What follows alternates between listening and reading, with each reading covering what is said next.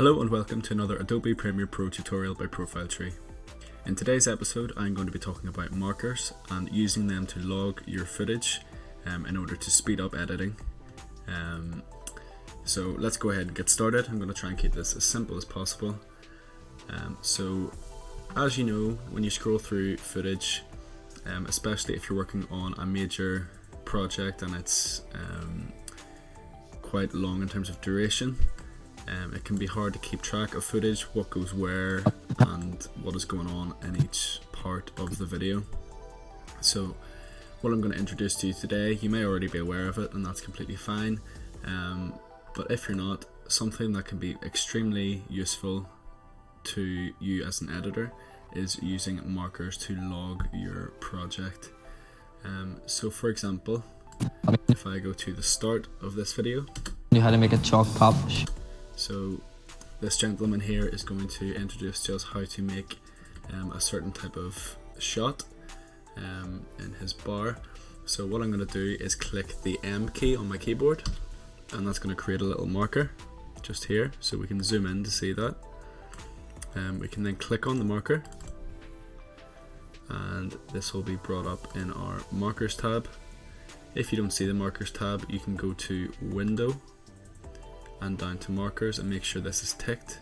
It may appear on the right hand side here. You can drag it wherever you want, but it's really important to have this open if you're going to use the markers tab, as there's some pretty cool tricks you can use to again speed up your editing. So again, name can go in there. What I'm going to do is double click on it and it's going to bring up this box.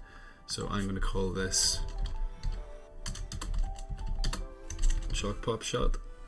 And then again, another handy tool is to write some comments. So barman Nathan, and you can change each marker to a different color. So if you are someone who learns and sort of produces things by seeing things in different colors, this is definitely a good tip for you. So you can change it to any color, and that's good if you're using a lot of markers. And the good thing about this is you can create as many markers as you want, there's no limit. So I'm going to keep this green, and again you've got your comment marker, chapter marker, segmentation marker. You can even put a web link in if this helps.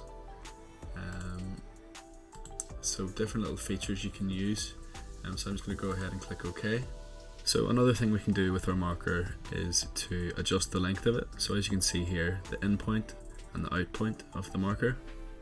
So hover over the out point, and when you see the little hand tool pop up, just click and drag to the right if you want to increase the length, and you'll see that it will increase in size, and then you can see the description a bit more accurately. And obviously you can go through and choose when you want this to end. And to create a new one, simply select where you would like it, click M, and then here's your second one. Again, double click, call it whatever you like, put the description in, and then you can change the color. So you can have a few different markers, and then you can begin to see that your sequence becomes a lot more understandable. Rather than having to scroll through and listen to each part, you can see what's going on in each part of the project, which I think is extremely useful and can save you a lot of time. So just taking that 1 or 2 minutes at the beginning to label each part of your project can seriously increase your productivity levels, as you don't have to go through and listen to each part. You know what's happening, it's color coordinated, and it's just a lot better laid out.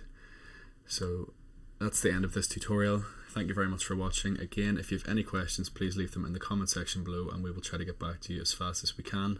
And thank you for watching. Thanks, bye.